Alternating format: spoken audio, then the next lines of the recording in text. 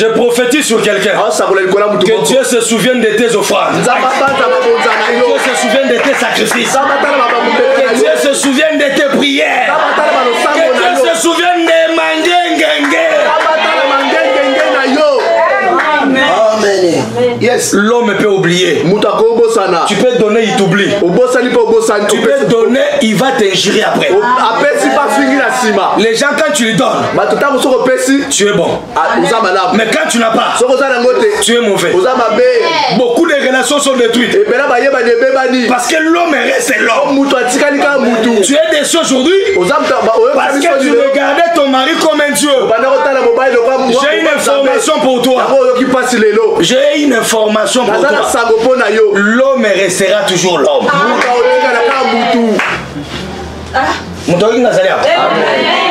Même la tante là, c'est seulement un homme.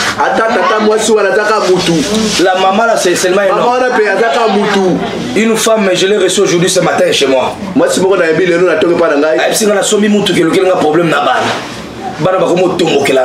Je lui ai dit, ils sont seulement des hommes.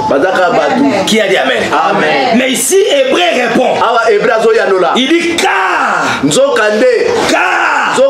Dieu n'est pas injuste.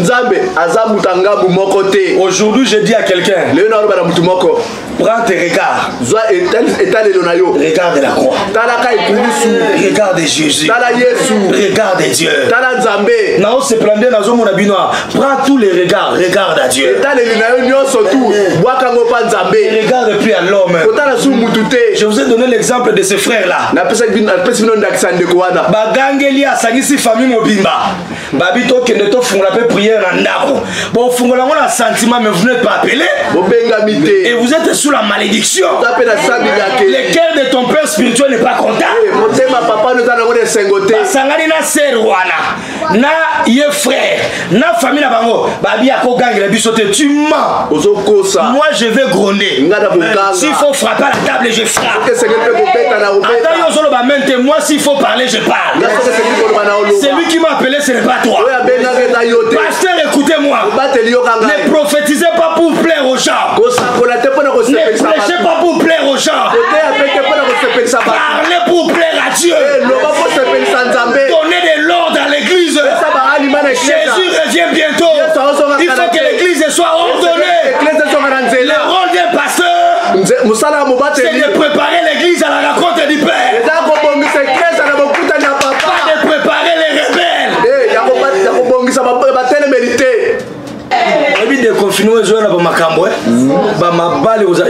Tu as déjà vu la danse prophétique. Tu as déjà vu la danse pastorale. Tu as déjà vu des danses protocolaires.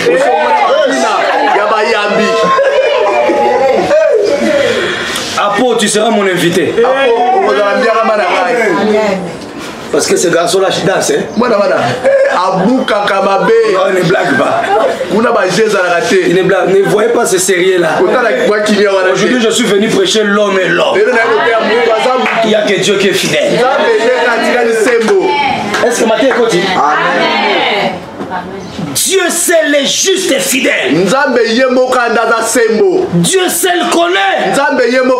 Vous savez combien de familles ont rebelles? Combien de kata bapongi na biso poto que nous sommes là. Beaucoup de gens nous injurent aujourd'hui. Mais là, ma famille, nous sommes là-bas, mon atta prophète aya. Mais la famille, on a tokenda, to sana va veiller. Na ba nuit de prière. Tokenda même na ba hôpital. L'ingratitude appartient aux hommes. Les gens ne disent pas merci. Les prières que nous vous donnons, c'est plus que l'argent des offrandes que tu donnes. Les services spirituels. Peut-être ceux qui te semblent la kufa kala. Azolo bona pesa ka opesa nini e kokani na pema ya ofele. Le Dieu de José t'a guéri. Le Dieu de José il t'a élevé. Le Dieu de José il t'a béni. Amen. L'homme reste l'homme. Il y a seulement Dieu qui ne peut pas oublier ton travail. mosala na yo te. Liteo na te pour encourager yo. Confie-toi à l'Éternel. Ni pesa kangama nde na Nzambe. Yango so une église invitaka ba groupe à bateau. Il y a des gens qui ne viennent pas pour Dieu. Il a la mission.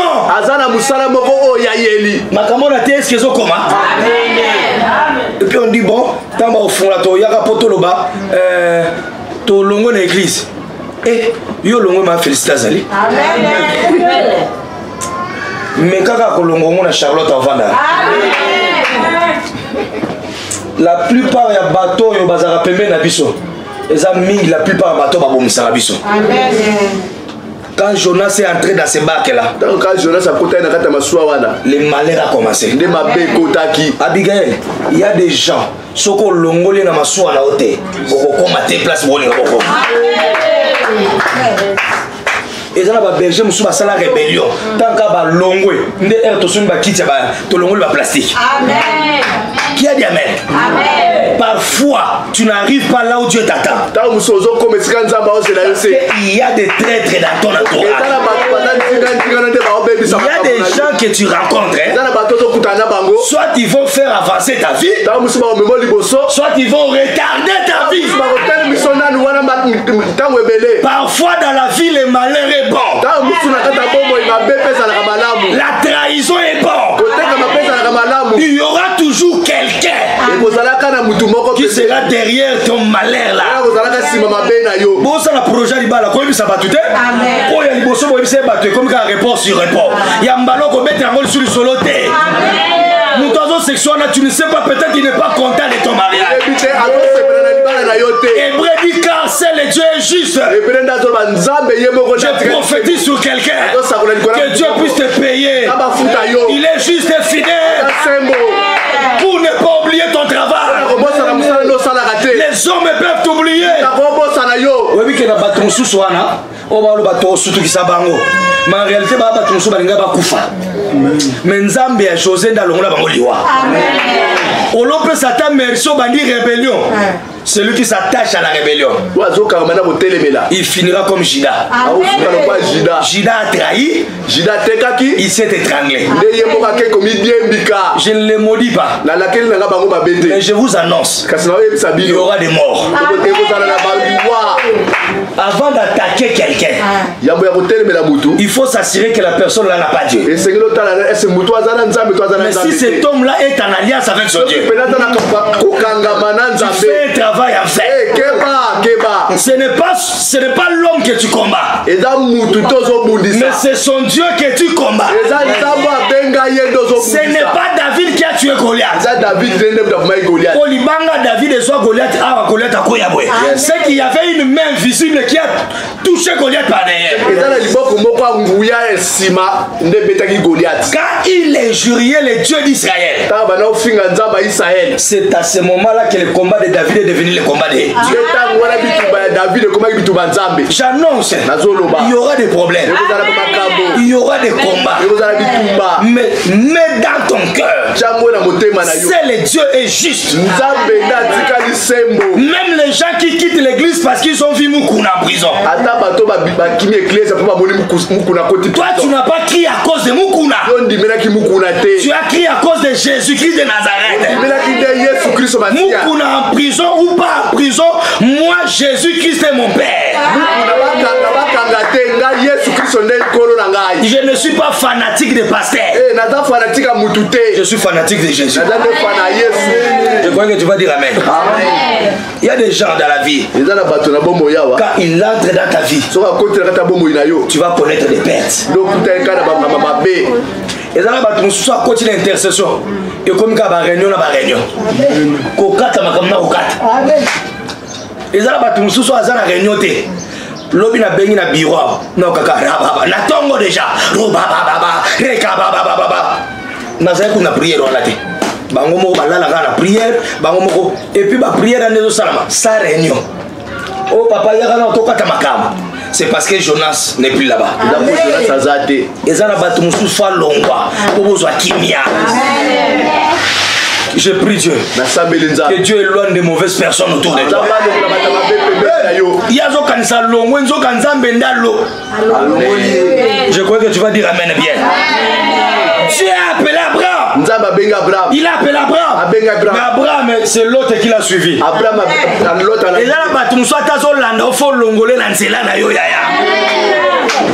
Qui a dit amen? Amen. Qui a dit amen? Amen. Je bénis Tania la patronne.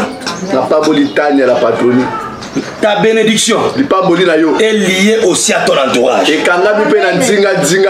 Église au poto qui ne liboso photo zana batabie. Amen. Batabie za batambongo te. Bato bana mitema ya malamu yaya.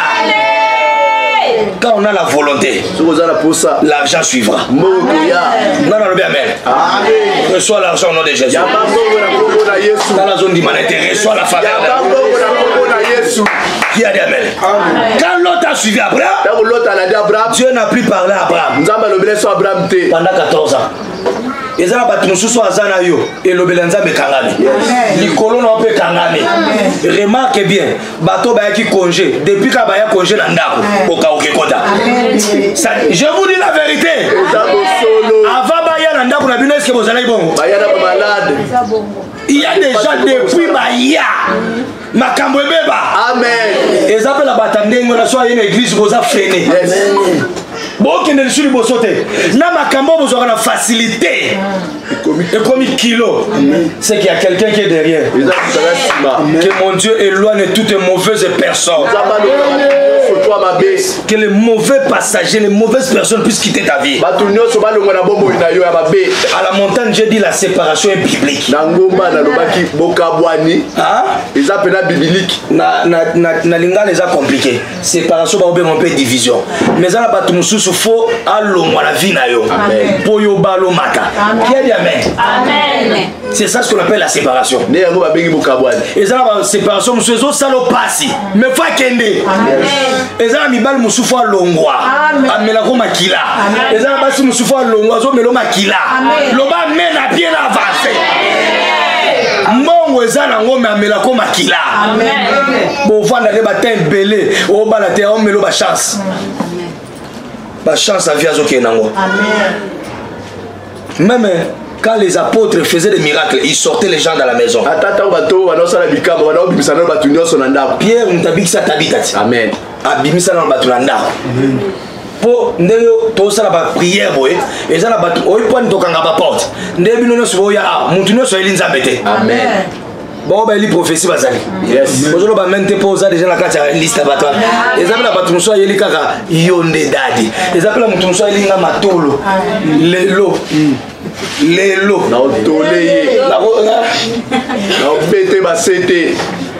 J'annule la puissance de ma tôle au nom de Jésus. On dit pas la nouvelle maintenant. Avec toi, il a. Et puis à matin, on a un verset biblique à toi Nilango. Moutouana abika qui passe 38 ans na piscine à Bethesda. Au terre qui biso détermination. Mbamba. Na terre qui moutouana mbamba. Na terre qui mbamba ya matol. Botikapé, Mokozamboka René Nango. Ici, Nadège peut me dire la vérité. Ah, Nadège n'a pour le Belanga Bosolo. Tu vas dans l'église, dans le pan mobo, après qu'il y ait Nadège, à mon combien des hommes de Dieu, au Bakanisa Kezabango, au Vina Bango, les deux passe. Qui a dit amen? Amen. Que mon Dieu vous bénisse. Je dis que mon Dieu vous bénisse. Aujourd'hui, on s'arrête là-bas. Dieu n'est pas injuste. Les gens t'ont trahi. Dieu est fidèle. Dieu ne va pas oublier ce que tu as fait pour les gens. Les gens t'ont oublié. Mais Dieu ne t'a pas oublié. Je crois que je parle à quelqu'un. Les bienfaits que tu as fait. Aujourd'hui tu pleures parce qu'ils sont des ingrats. Ta famille propre t'a rejeté. Mais Dieu va te projeter. Accepte Jésus comme ton Seigneur et ton Sauveur. Ta vie sera sauvée. Ne regarde plus les gens. Ne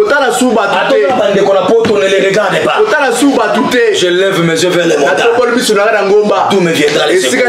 Les secours ne viennent ni de l'Orient, ni de l'Occident, mais les secours ne viennent de l'Éternel. Qui a dit amen? Amen. Qui a dit amen? Amen. Monto à Boyo. Aza sapata numéro noté. Batebele yo sa la bango matanga. Bato yo sa la bango matanga. Peut-être ya sa matanga tazo lia na ye. Kokufa te pona monto azo sepela quelque part.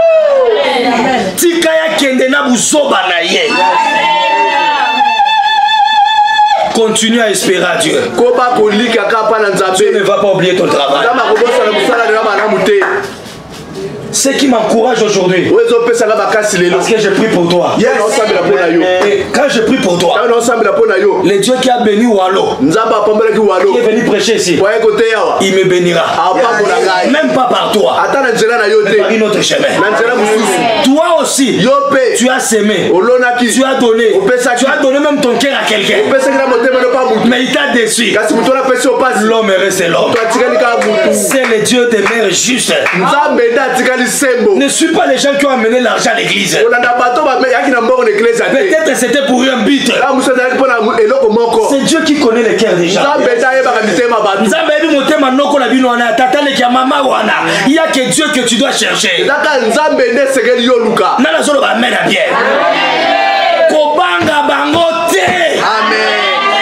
Aucun sorcier ne te mangera. La Bible déclare, Moïse a regardé le propre de Jésus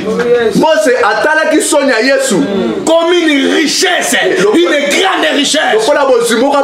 Il a négligé la richesse de Pharaon.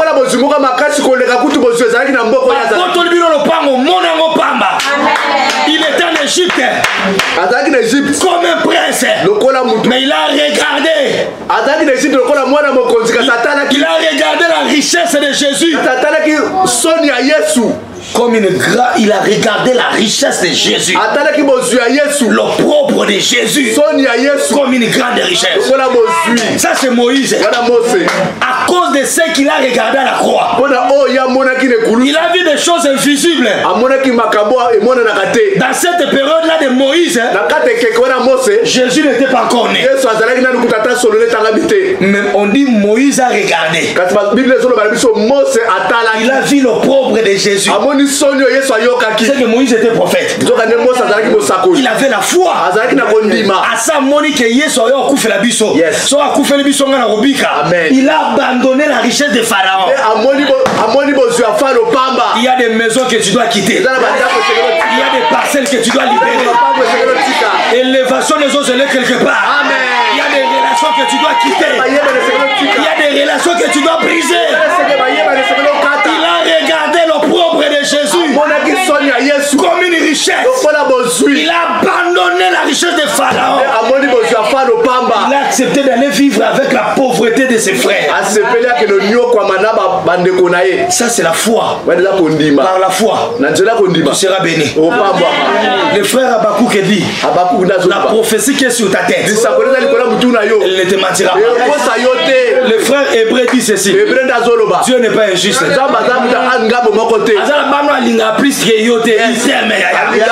Dieu t'aime beaucoup. La preuve, tu n'es pas mort. Corona, on a dit ici en Afrique, Dieu a confondu les Européens. Et toi, tu n'as pas été atteint de corona. Dieu t'a guéri. Je dis à quelqu'un, même ma malaria, Amen. Oh, tu as dit Amen, non? Amen. Si t'as guéri, il te guérira.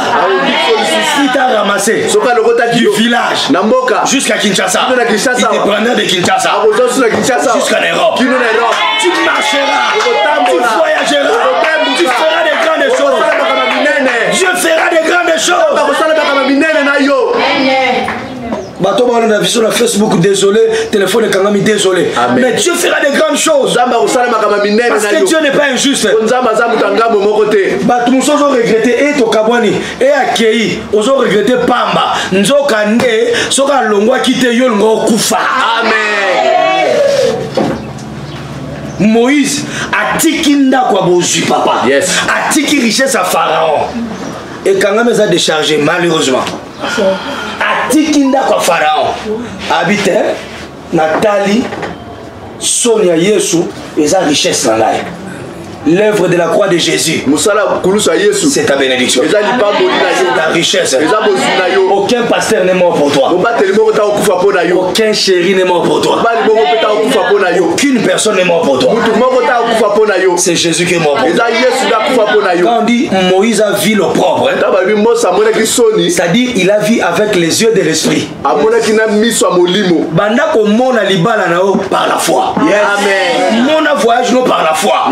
Ne suis pas ce que les gens disent de toi. Vois ton bonheur. À cause de ce que Dieu t'a promis. Il y a des maisons que tu dois quitter. Il y a des relations que tu dois abandonner. Il y a des séparations qui doivent se faire. Il faut le sentiment. Il y a des gens, même si elle est belle. Le baga akende. Amen. Le baga kanda akende. Amen. Ezala batu so atazo pesa o fufu. Akende. Amen. Nala la nzala mena zala kimia. Amen. Kenalia mbongo na mazana kodia. Est-ce que vous avez compris? Amen. Qui est fidèle? C'est Dieu. Izaka nzambe. Siko batu ne yo melani secret. Oh. Tika va sembla yo mela secret. Abi on peut s'en kanda. Abi la rosilika. Abi la rosilika na ngaba. Abi la rosilika. Elle dit mais yo mela ko ta la pesa secret. Alléluia. Et puis que place na vanda qui a là. Secret na secret. Ce que là on va comprendre te ba secret on va mettre la montée. Ba milanga evandia. Ba ma solo. Mais ba ma solo bilonge kangami.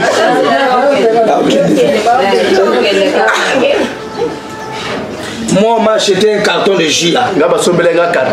Alors, le rôle à ma place,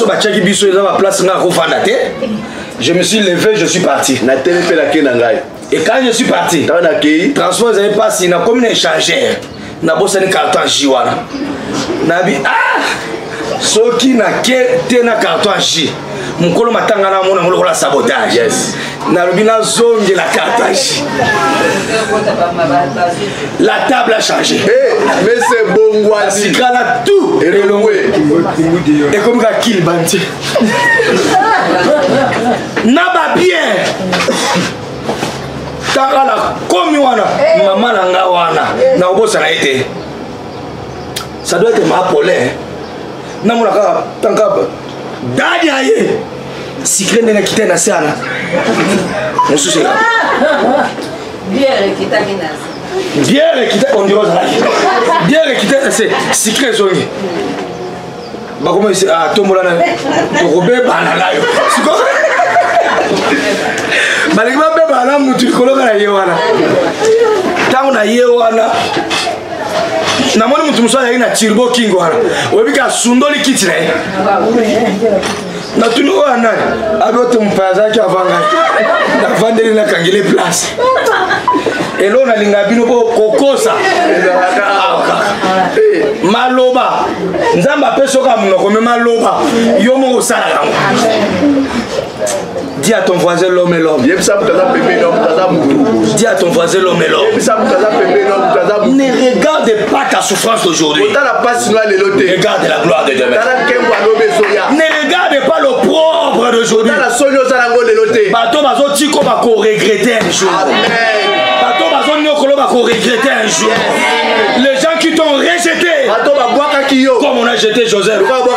Joseph est devenu premier ministre. Les gens qui l'ont rejeté, ils sont venus s'agenouiller devant lui. Ils reviendront pour te demander pardon. Mets dans ta tête aujourd'hui, c'est le Dieu juste. L'homme demeure l'homme. Bolanda ba maman na te bolanda ba frère wana te. Ata mutu aile église a opesa mbongo ebele cause à l'influencer te. Amen. C'est pourquoi un pasteur ne peut pas fonder son église. Base à la partenaire, c'est faux ça. Amen. Base de Jésus. Yes. Amen. Partenaire à solo Jésus. Amen. C'est lui qui t'a appelé. C'est lui qui a donné la vision. Il donnera la provision. Mais moi j'ai dit celui qui donne la provision, il donne aussi la vision. Soyez bénis au nom de Jésus. Si Moïse a vu la richesse de Jésus, toi aussi commence à voir la grandeur de Dieu. Commence à voir la grandeur. Commence à voir ce que Dieu fera avec toi. Voir la grandeur de Dieu. Que le Seigneur vous bénisse. Je disais que le Seigneur vous bénisse. Même si tu veux oublier, mets ça dans ton cœur. Que Dieu est juste. Et il est fidèle. Dieu n'oubliera pas ça. Tout ce que tu as donné comme offrande, au ciel il y a un livre de souvenirs. Je crois que je parlais à quelqu'un. Ata 500 francs, tout ce que tu as donné, Dieu a écrit ça. Même si les gens te payent en monnaie de singe, Dieu te restaurera. Même si les gens demeurent ingrats, mais Dieu demeure fidèle. Il ne peut pas oublier ton travail. Je suis en train de parler à celui qui a été humilié. Je ne sais pas si tu es là. Quelqu'un qui a été rejeté. Tu as fait du bien aux gens, mais les gens ont répondu par l'ingratitude. Et on a commencé à t'injurer. Maintenant on est en train de te critiquer. Il y a un homme au ciel. Il se souviendra de ton travail. Toi qui es intercesseur, n'oublie pas tu le fais pour Dieu. Toi qui es protocole, n'oublie pas tu le fais pour Dieu. Toi qui es prédicateur, c'est lui qui t'a appelé, c'est Dieu. Toi qui es berger, tu fais l'évangélisation, c'est pour Dieu. Ce n'est pas José qui va te payer. C'est Dieu qui est juste et fidèle. Il n'oubliera pas ton travail. Lui voit ça. Les douleurs, les misères que tu traverses. La honte. Dieu voit ça. Les tribulations, les combats. Dieu voit ça. J'ai dit Dieu voit ça. Il voit même quand tu ne dors pas la nuit. Quand tu pleures. Quand tu es seul et maintenant. Tu es délaissé, abandonné. Pendant que je prêche, tu te dis moi j'ai scolarisé les gens. Moi j'ai hébergé les gens. J'ai soutenu les gens. Ils ont mangé mon argent. Mais aujourd'hui on m'injurie. Il y a même des maisons que nous avons priées. On a prié dans ces maisons-là. On nous a oubliés. Il y a même des gens qu'on a prophétisé. Motopamba soit béni. Motopamba soit béni. On a prophétisé son mariage, il est allé se marier. Il a toujours été fidèle avec nous. Quand on te fait du bien, Dieu est fidèle. Toi aussi sois fidèle. C'est lui qui t'a béni là. Il est capable d'enlever ça. C'est lui qui a donné à Job la richesse. Il a pris aussi cette richesse. Il a donné à Job et les enfants. Il a retiré encore les enfants. La bénédiction que tu as là, tu peux retirer ça. Demeure fidèle. Parce que ton Dieu est fidèle. Demeure fidèle avec des dîmes. Je croyais que tu vas dire Amen. Dis mes amours, c'est seulement les 1 dixième de ce que tu as. Pourquoi tu es ingrat vers Dieu? Demeure fidèle avec les offrandes. Les 16 quand on sera ici, viens ici. Viens montrer ta gratitude, ta reconnaissance. Parce que Dieu est fidèle. Dieu veut que les gens aussi soient fidèles. Je sais que le monde t'a trahi. Il y a quelqu'un que je prêche ici. Amen. Ton père t'a trahi. Ton oncle t'a trahi. Alléluia. Amen. Même les gens à qui tu as fait confiance, je pense qu'aujourd'hui ils t'ont tourné les doigts. Mais il y a quelqu'un qui est fidèle. Il ne t'oubliera pas. Il ne t'oubliera pas. Même si ton mari t'oublie, même si ta femme t'abandonne, Dieu ne t'abandonnera pas. Il est juste et fidèle. Tu es comme Moïse. Tu as quitté l'Égypte. Parce qu'en Égypte, tu ne peux pas être prospère. Tu seras prospère à Cana. Il y a des parcelles que tu dois quitter pour voir la main de Dieu. Dieu va créer les problèmes pour que tu quittes là-bas. Je parle avant la fin de cette année. Il y aura des déménagements. Il y aura des déménagements. Il y aura des ouvertures de voyage. Je libère cette parole sur toi. Que ton voyage s'ouvre maintenant. Les gens passe au long. C'est Dieu qui a provoqué ça. Que Dieu provoque les conflits pour que toi tu quittes l'Égypte. Cette parcelle là, c'est l'Égypte. Mais spirituellement ce n'est pas bon. La maman là c'est l'Égypte. Le papa là c'est l'Égypte. L'oncle là même si tu te donne l'argent, mais il est Égypte. Il est Pharaon. Là chez Pharaon, tu vas travailler pour les gens. Tu ne seras pas libre. C'est pourquoi Dieu va permettre que tu quittes la parcelle. Nazo annoncé dans 3 mois. Yes. Amen.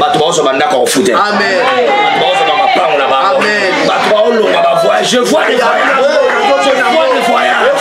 Je vois des déménagements. Je vois des choses arriver. Il y a des gens qui vont te tourner le dos. Parce que Dieu veut travailler avec toi. Je parle à toi, Joseph. Il y a tes frères qui vont te trahir. Parce que Dieu veut de toi un gouverneur. Dieu t'attend en Égypte là-bas. Tu dois devenir gouverneur là-bas. Jephthé, écoute-moi bien. Même si on dit que tu n'hériteras pas, c'est toi qui seras leur patron. Oh, je dis à quelqu'un, ta famille sera sauvée par toi. Qui va libérer ta famille. Mais c'est toi. Je dis c'est toi. Je dis c'est toi. Tu es Esther. Tu n'as pas de documents. Tu n'as pas de parents. Je parle à tous les orphelins. Je dis c'est toi. Tu as choisi. Mais c'est toi. C'est toi. Je dis c'est toi. La pierre qu'ont rejeté les bâtisseurs, elle est devenue la principale.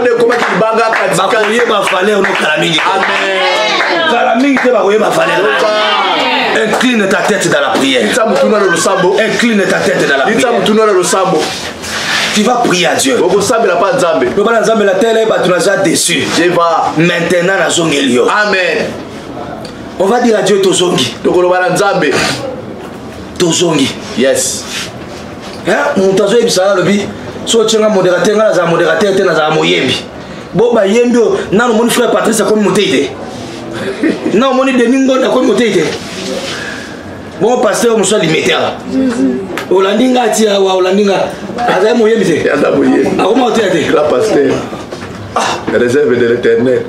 Dis à Dieu, aujourd'hui, je reconsidère mon alliance. Maintenant Dieu, c'est toi qui je regarde. Je lève mes yeux vers toi. Mon secours viendra de toi. Dis à Dieu, secours-moi. Aide-moi. Élève ta voix, prie au nom de Jésus.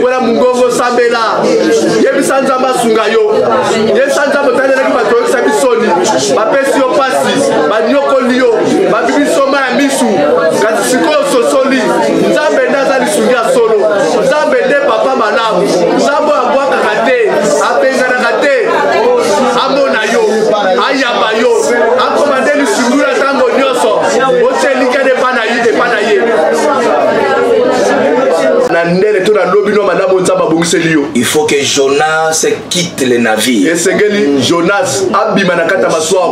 Qui était derrière ta souffrance? Qui était derrière cette maladie-là? Qui était derrière ces blocages-là? Qui est venu dans votre maison et que ton miracle a été retardé? Maintenant, je libère cette parole pour toi. Que l'onction de la rapidité puisse te localiser. Si tu dis Amen, cela arrive. Tu dis Amen, cela arrive. Que Jonas se libère ta vie. Celui qui dit Amen, cela arrive. Amen veut dire que cela soit fait selon que l'homme de Dieu l'a déclaré. Je libère ta vie. Je libère ta maison. Je libère ton mariage. Soyez libérés au nom de Jésus.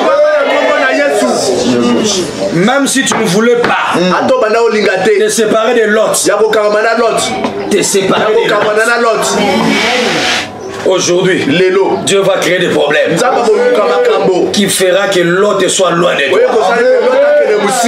Aujourd'hui, je dis, vérifie bien ton entourage. Qu'est-ce qui t'attire les malheurs? Souvent, derrière un problème, il y a toujours quelqu'un. Maintenant qu'il les libère, au nom de Jésus, même pour Jésus, pour être venu, il a fallu à Judas qui était à côté de Jésus. Parmi les disciples qui ont suivi Jésus, il y avait aussi Judas. Aujourd'hui, c'est lui qui a créé une force contre toi. Il tombe lui-même. C'est lui qui dit Amen, ces miracles arrivent. Tu ne mourras pas. Tu vivras. Tu vas témoigner la gloire de Dieu. Je parle à une femme. On verra ton mariage. On verra tes enfants. On verra ton voyage. On verra ton élévation. Ils vont changer leur langage. Oh mon Dieu, ils vont changer leur langage. Vous allez me demander pourquoi. Parce que Dieu est juste. Dieu est fidèle. Dieu n'a pas oublié ton travail. Il n'a pas oublié le temps que tu lui as donné. Dieu n'a pas oublié les injures. Il y a des gens qui sont ici. On t'a injurié à cause de ce Dieu. On t'a malmené à cause de ce Dieu. Tu es humilié à cause de ce Dieu. Je lève ma main au ciel. Que Dieu enlève l'opprobre. Que Dieu enlève l'opprobre. Que Dieu enlève la maladie. Que Dieu enlève le célibat. Que l'opprobre quitte ta vie. Au nom de Jésus-Christ. Au nom de Jésus-Christ. Je dis au nom de Jésus-Christ. Que la honte disparaisse. Je dis que la honte disparaisse. Il y a des gens, quand ils libèrent ta vie, tu arriveras là où le Seigneur t'attend. Je déclare que la maladie libère ta vie, que les mauvais sorts libèrent ta vie, que les démons poursuivent libèrent ta vie. Si tu es là, tu es malade, tu es guéri à l'instant. C'est la manière de dire Amen qui détermine. Reçois ton miracle. Reçois ton miracle. Reçois ton miracle. Yes. Moïse a quitté l'Égypte. Il n'est pas mort. Toi aussi. Il pense qu'en refusant de leur argent, toi tu vas mourir. Tu ne mourras pas. Il pense qu'en refusant dans cette parcelle là, toi tu vas mourir. Je dis tu ne mourras pas. Je déclare tu ne mourras pas. Je dis tu ne mourras pas. Je dis tu ne mourras pas. Je dis tu ne mourras pas.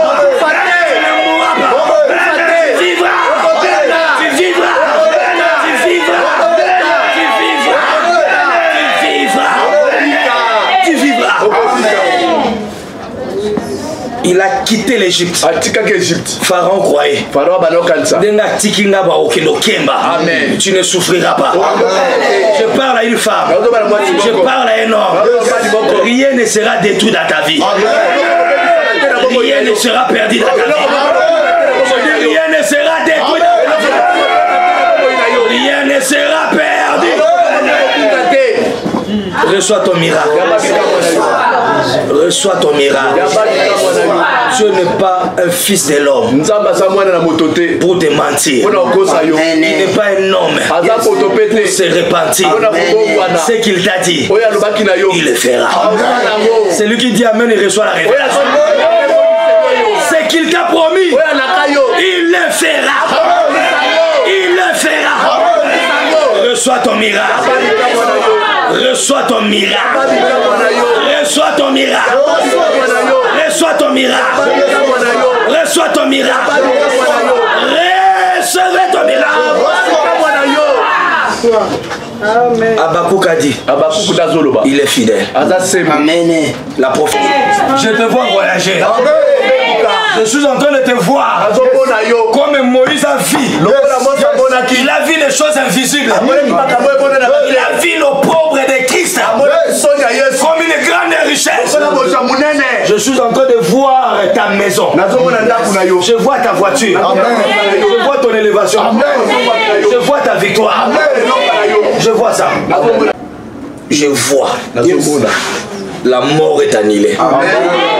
L'accident est annulé. Mais il y a un grand baobab. Il y a une grande sorcière. Dans le but, une grande sorcière. Je la vois tomber. Amen. Je la vois tomber. Amen. Vous allez m'appeler. Vous allez m'appeler pour me dire.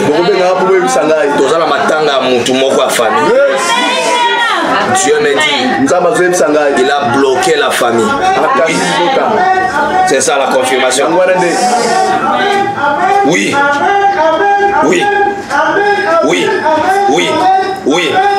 Oui.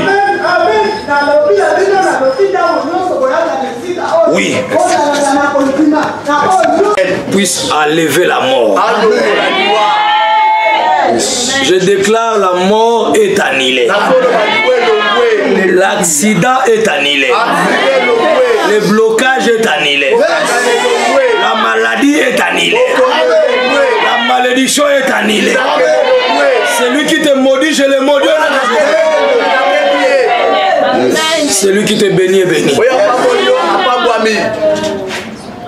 Dans 3 semaines, la main de Dieu va te visiter. Cela ne dépassera pas 3 semaines. Tu vas témoigner la gloire de Dieu. Au nom de Jésus. Amen. Amen. Amen.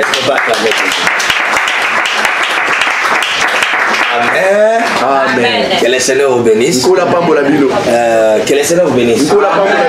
Nous sommes vraiment dans la joie. Que le Seigneur vous ait visité. Est-ce qu'il y a quelqu'un qui est béni? Amen. Dehors là-bas, est-ce qu'il y a quelqu'un qui est béni?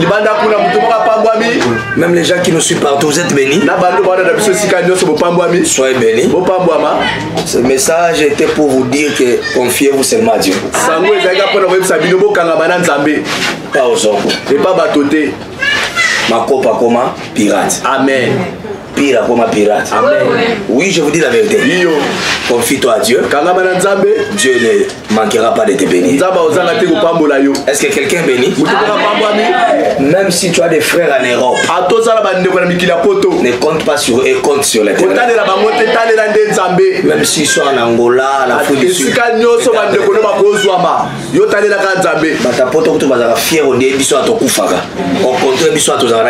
Amen. Regarde à Dieu. C'est Dieu qui va toucher les cœurs des gens. Que le Seigneur vous bénisse.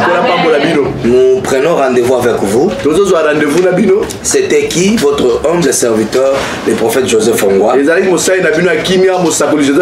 Avec toute mon équipe. J'ai béni Papa Nathan derrière la caméra et son équipe. C'est notre administrateur général pour notre chaîne. Et nous bénissons Maman Vala. Nous bénissons Maman Félicité. Nous bénissons Maman Charlotte et Maman Charlotte. Maman Madessou. Nous bénissons Maman Madessou. Nous bénissons Mefia. Nous bénissons Keren. Nous bénissons Keren. Nous bénissons Gina. Nous bénissons Béni. Nous bénissons Gloria. Nous bénissons Moïse Nabiso Lelo. Nous bénissons Mariam. Nous bénissons Nora. Nous bénissons Maman Amas. Mwindo Bachenga na omona batoneli banda te, mais je vais citer quand même Papa Serge. Apo, je ne t'oublie pas. Nous bénissons, fais-moi signe. Maman passe combien d'années? Frasi. Combien d'années? Rosie, nous bénissons Maman Rosie. Maman Rosie. Ah, Mwindo. Le trésor. Hein? N'a pas mis le trésor. Les gens ont été encadrés, mais tout le monde peut encadré à 6 personnes. Oh, tu pas mis le trésor. Dans un studio, on a José Nzita. kala mingi te sortie officielle aux Alameda. Sortie officielle aux Alameda. To pamboli trésor. Merci. To pamboli vraiment trésor. Sortie officielle to financer aux Alameda. To fola ba porte to chaba bafre na libanda.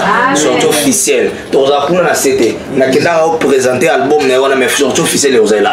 Des un grand concert. Aux Ala pamboli. Na pamboli mon interprète. Mapinga. Diacre. Kovo, René, Ilanga, les Jacques. Amen. Trois soldats. Mobutu batanga kina komba mobimba. Mobutu c'est Soko Kukungwendo Wazabanga Maréchal. Na bane bien. Emmanuel, Mobutu peut comment Emmanuel? Ah bon? Mobutu peut chose Emmanuel. Bakombo avec Emmanuel et Bandakala. Donc ba yeme to Bandakala. Donc na pamboli yeme. Amen. Donc na pamboli diacre. Amen. Na pamboli berger. Yes. Boke lo bel nzambe, nzamba lobi so bomoni berger ye pa na bino apeso message nzimae. Amen. Moni mo tateza na likolo na ye.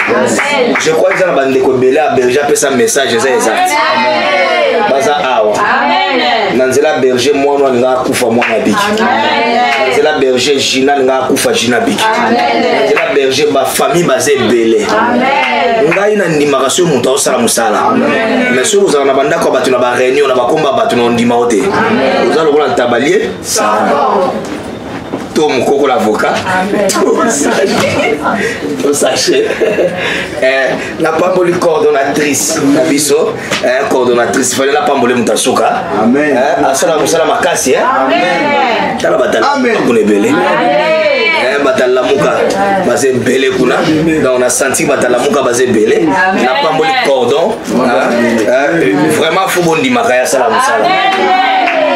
Kuna mère de mère ngaite mama bane belé donc asala vraiment musalo esengeli mikolo nyonso mutala la bino l'église à cordon ala na l'église ko kamba ba ba prière vraiment nzamba pambole nadia krekuta la nanda ko cordon église tozo kutana na lobi on a lingala tozo kutana jeudi na ngomba rendez-vous sacré amen na ngomba c'est comment na ngomba c'est comment pas tout dit kala kuna na ngomba sekomaf des places tozalela tozalela kuna na ngomba sekomaf 7h tina 12h to bundala makasi kozanga te jeudi to bundala makasi mama mema papa et bon papa et bon papa na mama po mema bana to ya biso nyonso kuna na 7h bokumbana to sala ngo sacrifice to ya biso makoloti sekomaf après to ju quartier eza sacrifice nzamba mona ko regreta na ngote to lala 3 jours kuna mema et suis na yo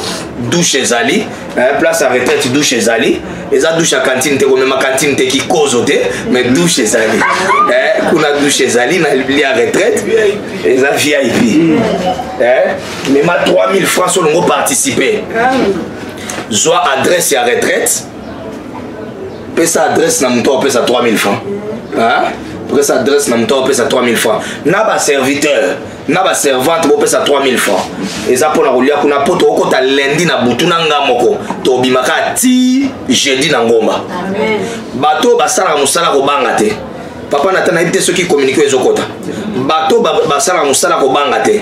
Pour vous qui travaillez, vous allez dormir avec nous. Et le matin, vous allez au travail. Et la nuit, quand tu finis ton travail, tu ne rentres pas chez toi. Tu rentres au lieu de la retraite. Ce que je demande aux gens, si vous avez une moustiquaire, vous amenez ça. Si vous avez quelque chose à amener et toko, apporte aussi 3000 francs. Apporte un gobelet, une cuillère, et puis apporte sani moko mbele. Sanambele. Sanambele. Sani moko memi. Tole poto zonga ndakute. Omemi kopo, omemi lutu, omemi na sani. Voilà. Olukune loka kotande na pona kolala. Omemi na musike pona kokima ngungi. Loba yangwana.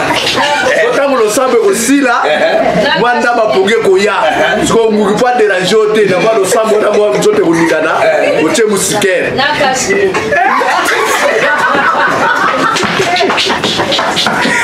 retraite, c'est pour préparer la rentrée, le déconfinement des églises. Le sambo, les atopoto bongisa ta ba fungola, ndete ba ndei to ba na makamelo sa le sambo. To fungola ka bongote, nde ba kanga be église ba démon pe ba sepela ki. Amen.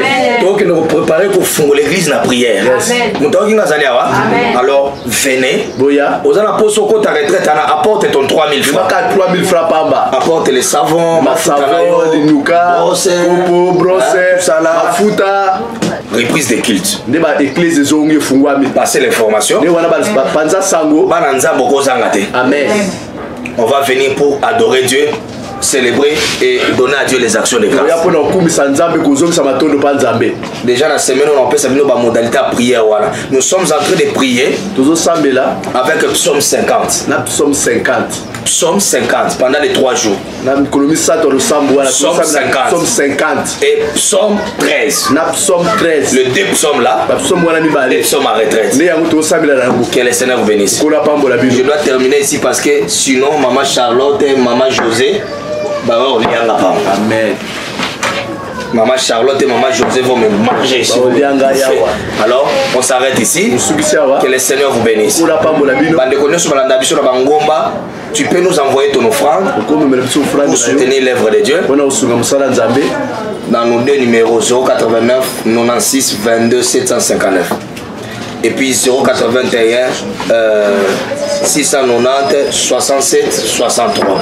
Les 2 numéros là, ce sont les numéros M-Pesa et Tigo Cash pour soutenir l'œuvre de Dieu. Tu peux envoyer ta dîme, ton offrande, l'action de grâce, tu peux nous faire parvenir cela.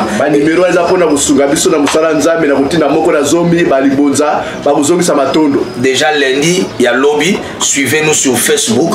À partir de 22h, je serai en direct pour vous renforcer les programmes.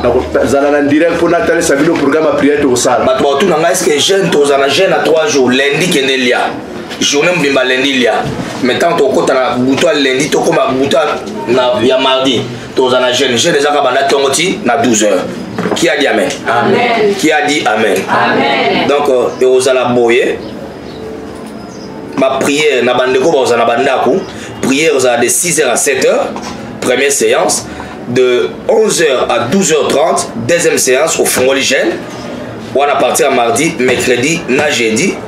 Troisième séance de 17h à 18h. Quatrième séance de 22h à 23h30. De ma séance autour de la prière. Sur le programme, tout na biso ou bien tout na bureau à coordination ou bien tout na diaconat et aux alipam boli makasi. Que le Seigneur vous bénisse. Amen. Je disais que le Seigneur vous bénisse. Tombola offrande là, je prie pour ça.